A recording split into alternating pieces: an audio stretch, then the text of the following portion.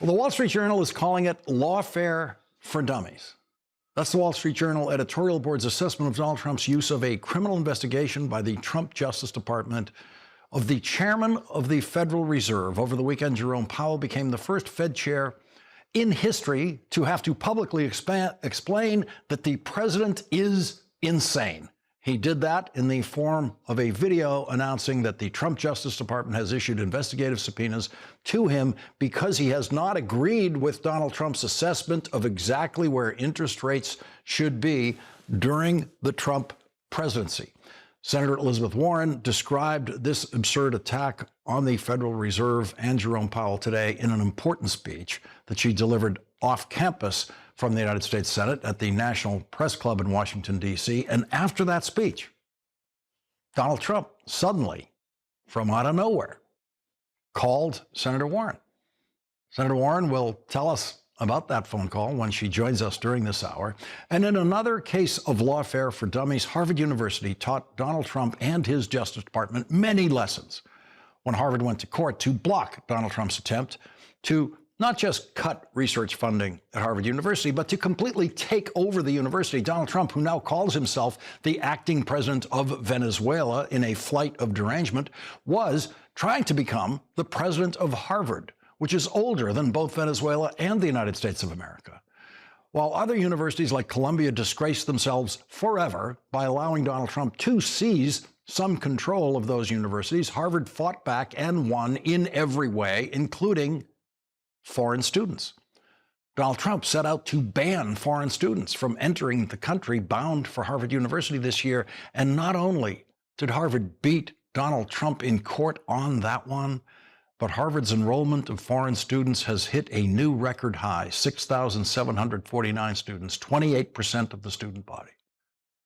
And what did Donald Trump achieve in the rest of the country in his attempt to block foreign students?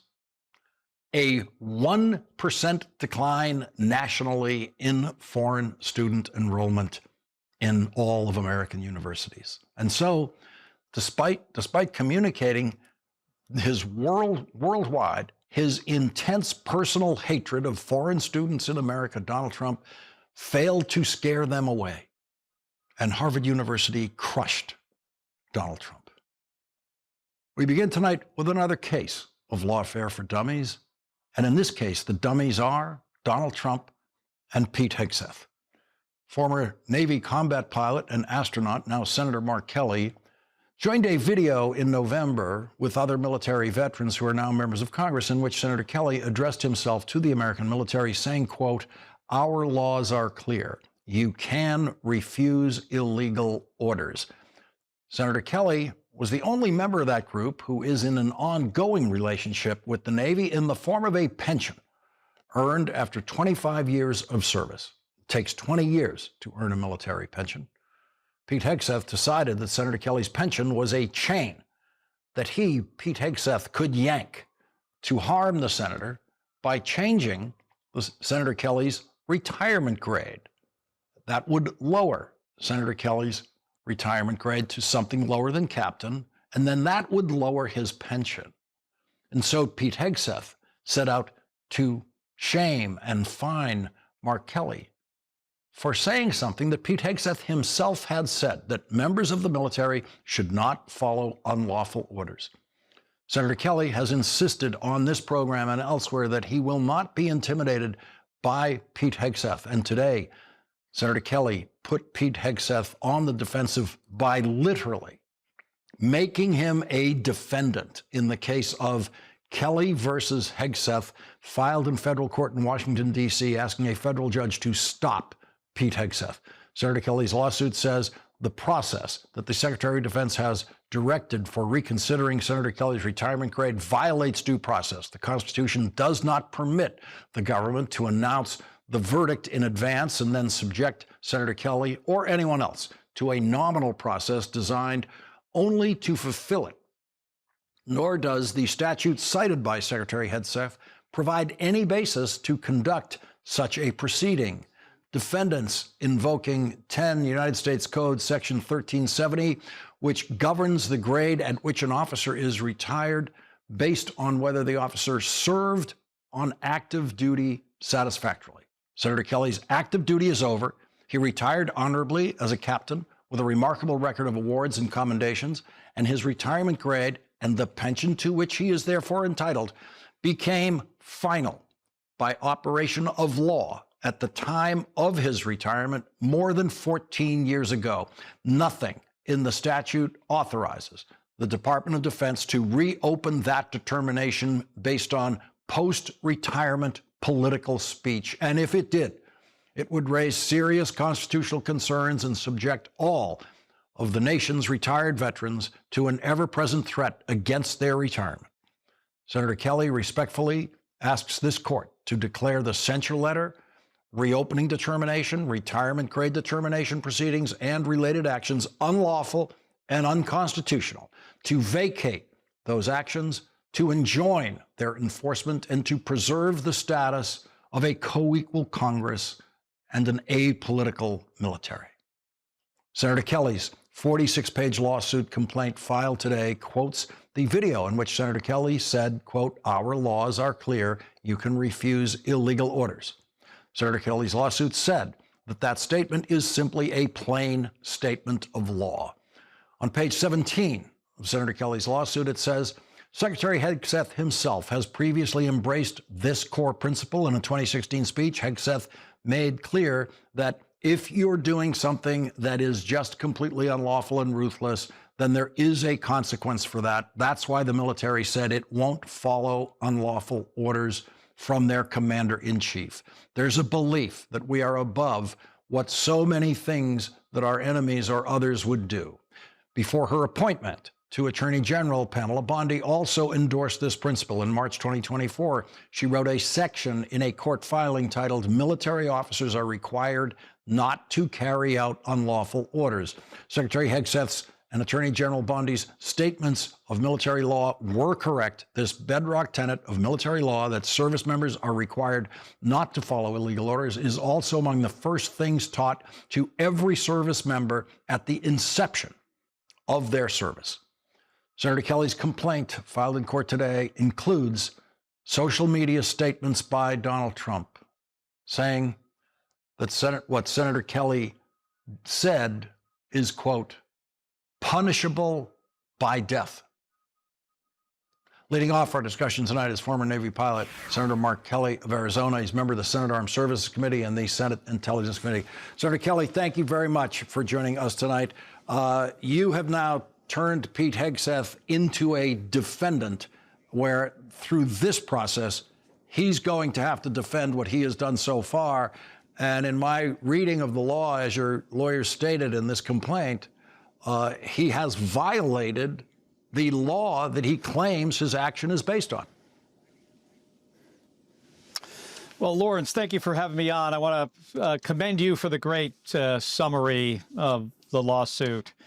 And I also want to say, hey, I told these guys, I told Donald Trump and I told Pete Hegseth that I'm not backing down. I'm not going away. This is much bigger than me. I flew dozens of combat missions over Iraq and Kuwait, got shot at, nearly shot down multiple times. I flew in space on the space shuttle 4 times. I've served this country for 25 years. I did not expect that after all of that service and then continuing my service in the United States Senate, that I would one day have to sue the Secretary of Defense for violating my constitutional rights, my rights of freedom of speech, but also due process and separation of powers rights. But, you know, this is much bigger than me. What I really worry about are the other veterans out there, you know, that don't have a platform like I do, don't have the right to speak on the Senate floor. Where are they going to be with this administration if they decide to speak out? So, you know, that's really the reason for my action today. I had to file this lawsuit because I need to be standing up for all Americans, not just myself.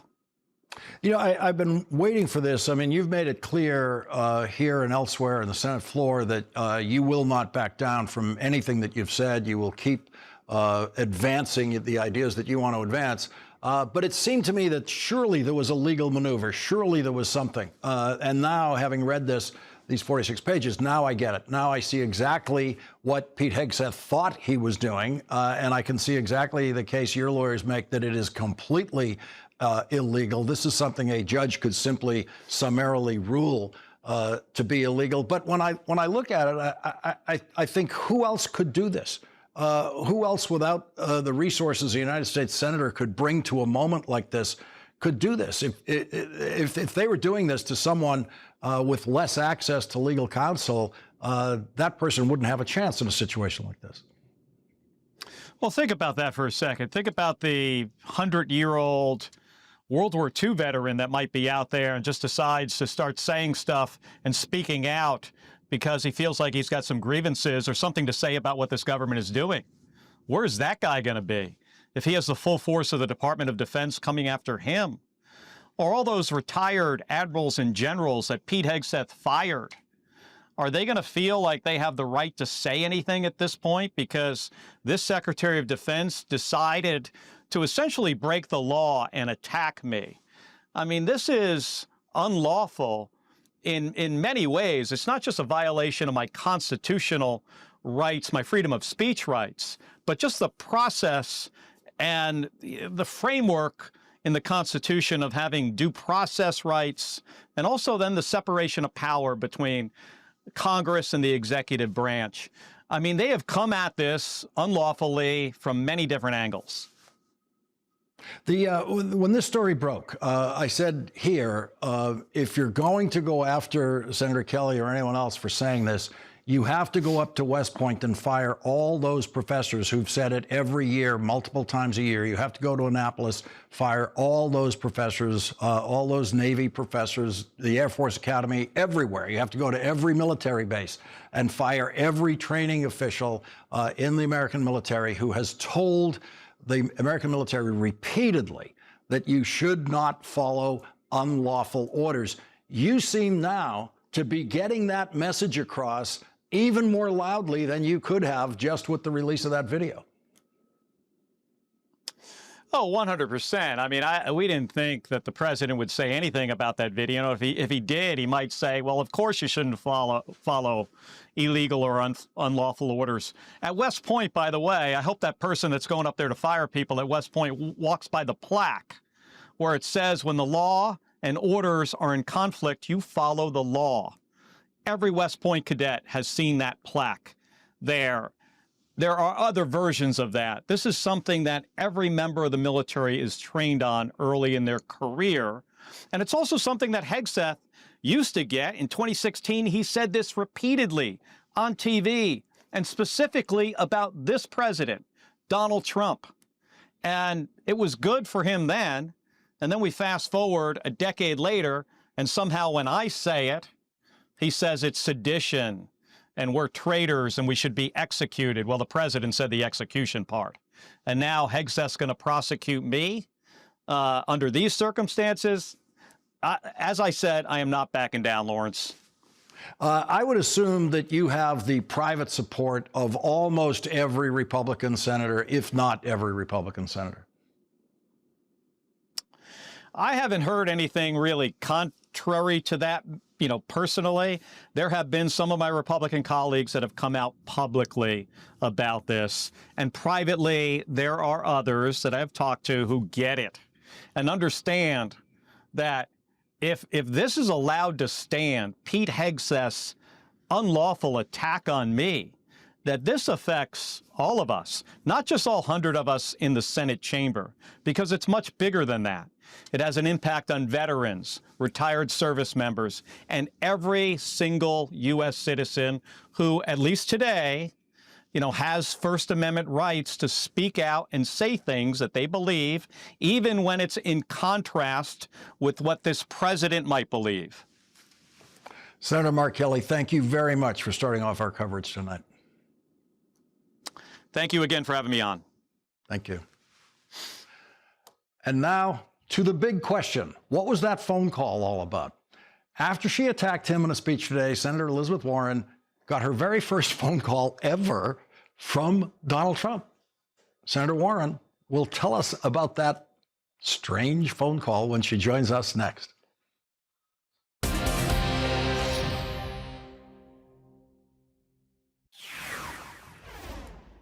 What do you have to do to get Donald Trump to pick up the phone and call you? Here's how Senator Elizabeth Warren did it today. President Trump's tariffs are driving up costs for families. Millions of Americans have lost their health insurance so that Republicans could fund tax breaks for rich people. ICE is sowing chaos and terror in our communities, resulting in the tragic killing of Renee Good in Minnesota. And Donald Trump's view of the First Amendment is that he gets to say whatever he wants, and he gets to use the power of government to silence, extort, bankrupt, or even prosecute anyone who criticizes him. Acting like a wannabe dictator that he is, Trump is trying to push out the chairman of the Federal Reserve Board and complete his corrupt takeover of America's central bank so that it serves his interests along with his billionaire friends. And he has invaded Venezuela to boost the profits of oil companies and has announced that he will run the country. Yeah, that's right. Senator Elizabeth Warren went to the National Press Club to deliver an important 20-minute speech on Democratic Party policies, which of course included repeatedly attacking Donald Trump. For years, I fought for a simple, free government tax filing system so nobody has to pay a couple of $100 just to file their taxes. And every step of the way, the giant tax prep companies have thrown up roadblocks to stop it. And when the IRS finally built a free and wildly popular filing option for American taxpayers, the tax prep companies swooped in to kill it the minute that Donald Trump took office. In a response to a question after her speech at the press club, Senator Warren said this. Where is Donald Trump? Has he lifted a finger to move that bill forward in the House of Representatives? He sure knows how to get on the phone when he doesn't like what they're doing over the Epstein files. He knows how to get on the phone when he doesn't like what somebody's trying to do over Venezuela. But is he on the phone to say, move that housing bill so that we can start right now today on expanding more housing in America? Nope. And shortly after that, Donald Trump did get on the phone. And for the first time in his life, he called Senator Elizabeth Warren. Joining us now, Senator Elizabeth Warren of Massachusetts. She's the top Democrat on the Senate Banking Committee, a member of the Senate Finance Committee. Senator Warren, I need to hear all about it. Are you in a car when the phone rings? Where are you? Is it a cell phone call? Go ahead. Set the scene. Let me say just a little bit more about setting the scene. I appreciate that you picked out long excerpts, but basically what I said in that first part was talking about where Donald Trump is. The urgency of Democrats must win in November 2026 if we're going to have any hope of putting some restrictions on Donald Trump. And so what the speech was about is how Democrats do that. And the answer is we deliver on a populist agenda, that we make it clear that we understand that families are being pressed financially and that we have concrete proposals that are good, that will make a difference, and by damn, that we show we have some spine and that we're actually willing to get in there and fight for it. That's what the speech was all about. And I drew the contrast with Donald Trump about how on day one, he promised he was going to lower costs.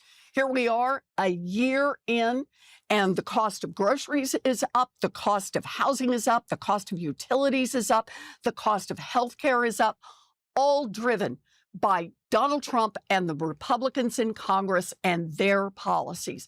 So I said, we need to hold those guys accountable and we need to deliver on lowering costs for American families. That's what the speech was about. We did a Q&A afterwards. We talked about Trump saying, well, he was going to put a cap on credit card interest rates. Talked about the fact that Trump says he's going to do things on lowering costs for families, but has not delivered and hasn't even given any indication that he's trying. I'm in the car, going back to my office afterwards, phone rings, it's Donald Trump. So did you recognize the phone number? Was it that White House No. switchboard number? Or? Actually, I almost didn't pick up because I didn't recognize the number. But I thought, 202, and that's probably somebody here in Washington. And it was somebody here in Washington. So, I talked to him, but that's exactly what we talked about, is I talked about the importance of moving forward on lowering costs. Donald Trump says he wants to do a cap on interest rates on credit cards. I've been arguing for that for years. Then fine, let's get it done. He says he wants to lower housing costs. Hell, we've got a housing bill that is all about expanding the supply of housing, which is one of the most important ways we can start to bring down the cost of housing. It has passed the Senate unanimously. Why is it not law? Because it's held up by Republicans in the House of Representatives. Democrats are ready to go, but not the Republicans in the House. And Donald Trump hasn't lifted a finger to help move that forward. So, look, talk is cheap. I get it. What I want to do is I want to deliver lower costs for American families. And that's what Democrats are in this fight to do. So the White House issued a statement about this call saying President Trump and Senator Warren had a productive call about credit card interest rates and housing affordability for the American people, the official said. That strikes me, Senator, strategically as an attempt by the White House by Donald Trump, to try to get himself associated with you because he may believe that voters trust you on these issues more than him. Well, look, this is the deal right now. The White House is beginning finally to feel the heat that American families are in worse financial shape than they were when Donald Trump was sworn in a year ago. I'll just pick one on this, Lawrence. Did you know that foreclosure rates, mortgage foreclosure rates, people losing their homes, it's up 21% since Donald Trump was sworn into office? The American people have been telling us for years, election after election, that they want somebody to get in there and start unrigging that system. This economy keeps working better and better and better if you start out as a millionaire, and even better if you start out as a billionaire. But it's not working for hardworking families. I don't always agree with James Carville, but he said just about a month or two ago, he said it was clear even to him that Democrats need to run on the most populist agenda since the Great Depression. And if we're really going to win this election in November 26, that's exactly what we've got to do. We've got to run on a populist agenda. We've got to show we've got the backbone to fight for the really tough ways to make changes in this system, even if those changes do not appeal to our billionaire donors and our CEO corporate friends. We got to be Democrats again. The Democrats who delivered Social Security and Medicare, the Democrats who delivered minimum wage, the Democrats who delivered legal rights for unions, the Democrats who delivered health care coverage for everyone and home ownership opportunities for veterans and for first-time home buyers. We've got to be the people who make the concrete offers about the changes we're going to make and show that we're willing to get in this fight to get it done, because we got to win in November. Senator Warren, we're going to squeeze in a commercial break here. When we come back, I want to ask you about Donald Trump's Justice Department investigating the Fed chair. This is something we've never seen before. Senator Warren, we'll be right back with Senator Warren.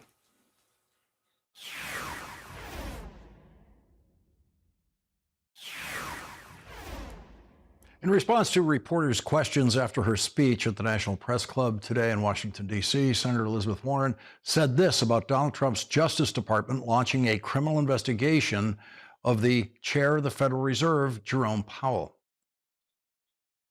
Now, this is a question about weaponizing the Department of Justice right out in plain view in order for Donald Trump to try to have a chance to take over the Fed as quickly as possible so that he can make political decisions that he thinks will help him rolling into the 2026 election, even if it has disastrous long-term consequences for our economy and also for our economic structure. Back with us, Senator Elizabeth Warren. Senator, did Donald Trump talk about Jerome Powell today when he called you on the phone? No, we were on course, but listen to the heart of that, because Donald Trump understands there's an election coming up. I mean, he's focused on it. And what he's doing is he's looking around, realizing that he's in a lot of trouble on the home front, on what's happening to the economy, on how stressed financially that most families are, how he has betrayed those families. And so Donald Trump is scrambling. He's scrambling to say, yeah, he's somebody who cares about lowering costs. He's also scrambling to see if he can get control over the Fed so that he can juice the economy by flooding it with a lot of cheap money, lowering the interest rates. That's what's going on here. But Lawrence, that's why this moment is so important. It's why I gave this speech today in January, because this is when we build the structure to be able to beat Donald Trump next November. You know, last week, I just gave away a little over $400,000 to 23 different state Democratic parties to help them build their infrastructure. These are all places where we have competitive Democratic elections. And that's what we've got to be doing. We got to build the structure.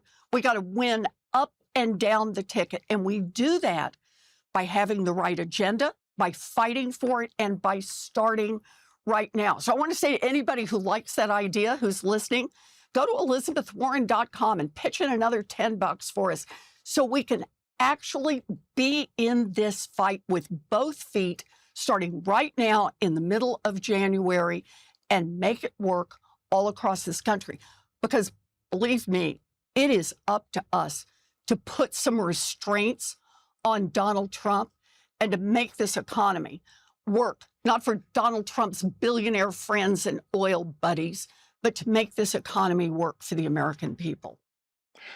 We got an important campaign announcement for the Senate. Mary Peltola running in Alaska today.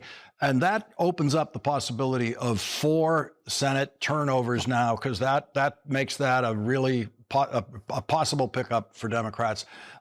If Mary Peltola wins, if there's enough Democratic victories across the board, you become the next chair of the Senate Banking Committee.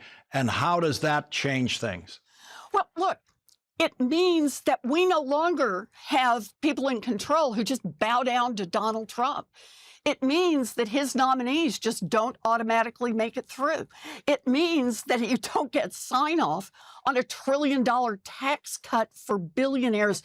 It means that we have the capacity in Congress to start to put some constraints on Donald Trump and to start to deliver for the American people. You know, there's a lot we can do in Congress if we have Democrats in the House and the Senate. And that is powerfully important. We can't afford to take this upcoming race for granted and say, well, you know, things are looking good overall. We'll just count on it rolling on through. We got to be in this fight, and we got to be in this fight hard, starting right now.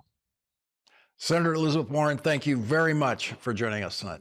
Thank you for having me. It's always good to be with you. Keep that phone open all the time, ready to answer whenever the call comes. Thank you, Senator.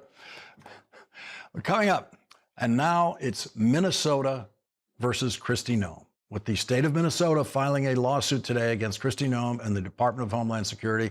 Senator Ruben Gallego, a member of the Senate Homeland Security Committee, will join us next.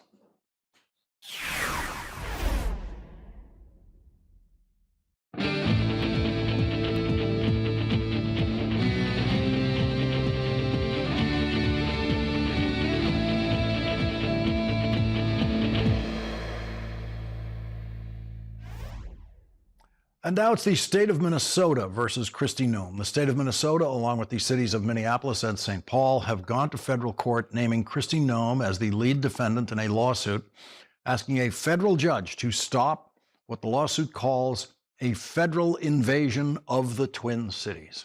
The lawsuit says defendants claim to have deployed over 2,000 DHS agents to the Twin Cities, a number that greatly exceeds the number of sworn police officers that Minneapolis and St. Paul have combined. Operation Metro Surge is, in essence, a federal invasion of the Twin Cities. In announcing the lawsuit against Kristi Noem, Minnesota's Attorney General Keith Ellison said this.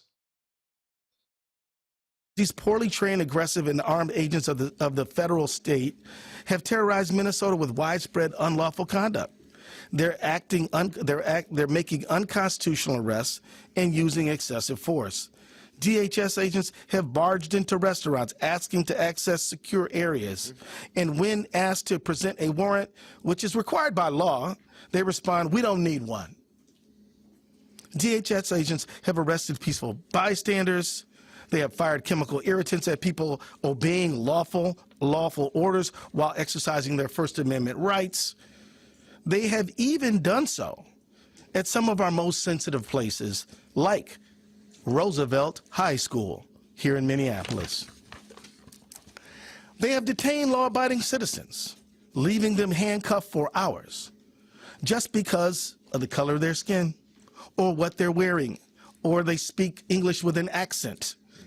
And on January 7th, 2026, a DHS agent shot and killed Renee Nicole Good, leaving her children without a mother and her 6-year-old son without either parent. The deployment of thousands of armed mass DHS agents to Minnesota has done our state serious harm. This is, in essence, a federal invasion of the Twin Cities and Minnesota, and it must stop. When Donald Trump went on a hiring spree for ICE agents last year, he had to find thousands of unemployed people who would suddenly become capable law enforcement officers. Donald Trump's Homeland Security Department recently announced $50,000 hiring bonuses for ICE agents. $50,000 bonuses for people who might be otherwise unemployable. The truth of law enforcement training is that the training classes at the beginning of a law enforcement career have much less of an effect on the behavior of law enforcement than the on-the-job training that new officers receive from veteran officers on patrol with them. And it was a 10-year veteran ICE officer who decided to shoot Renee Good, killing her, after she said to him, "I'm not mad at you." Donald Trump and J.D. Vance claimed that the officer was hit by Renee Good's car and injured before he decided to kill her. There is no video evidence that supports that claim, and it was very clear that the officer had no problem walking great distances on the scene after he shot and killed Renee Good. Did not appear in any way to be injured even slightly as he was walking around the scene in those videos. And in a social media post, our next guest, Senator Ruben Gallego, challenged J.D. Vance's false version of the event, saying, "When did it become proper weapons handling to have your cell phone in one hand and your gun in the other? No law enforcement ever trains to get in front of vehicle, and why did he continue to shoot even after she drove away? A U.S. citizen died, and the VP is trying to justify it." Joining us now is Democratic Senator Ruben Gallego of Arizona. He's a member of the Senate Homeland Security Committee. Senator, thank you very much for joining us tonight. I was really struck by your view of the incident itself, where, shockingly enough, the officers using two hands, two different trains of thought, holding a camera in a cell phone camera in one hand, and then reaching for his handgun with only his right hand, only one hand, and then trusting the judgment that he makes in that kind of off-balance, divided attention situation. Well, look, Lawrence, this is personal to me. I had to deal with very serious situations when I was in Iraq, involving vehicles, involving very sticky situations where I did not know if I had to shoot or not shoot, if I had to shoot to keep myself alive and keep my Marines alive, and if I shot, was I going to kill an innocent person? That is a lot of pressure. That is a lot of responsibility.